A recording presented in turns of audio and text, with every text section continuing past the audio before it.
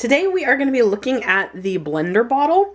My husband and I have been taking protein shakes, protein supplementation, while we exercise. My husband, while he tends to just make his shakes and down them in one swift gulp, I can't do that. I usually make protein powder into a smoothie with some frozen fruit, but now that it's getting cold in the winter, very cold, I'm not so much in the mood for that frozen smoothie.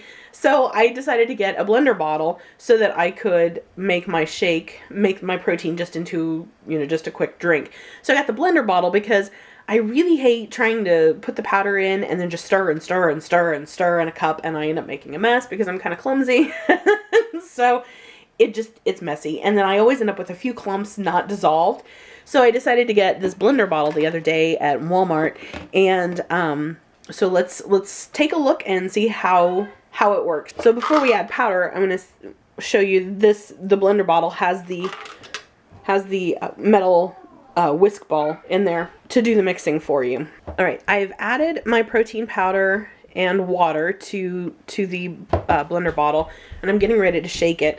You'll notice it's a very large blender bottle. I typically have only one serving, one scoop of protein powder, and you can put as little or as much water as you want. It recommends 6 to 8 ounces. And I've done 8 ounces here, and so it's really not very high up in the bottle at all, you can see. But I got this one because I think it was only like $1 more than the bottle that was half its size, and that just seemed kind of silly to me. Like, get the larger one so that when I am in the mood to have a larger drink, I can just do that. So one thing to note, because you are going to be shaking this, you'll want to make sure that the lid is firmly in place, and I had a little bit of a mess yesterday, so just pushing it down didn't work for me. It doesn't seem to go all the way down, so I just give it a little smack there, and that seems to do the trick. So that's what we've got, and let's shake it.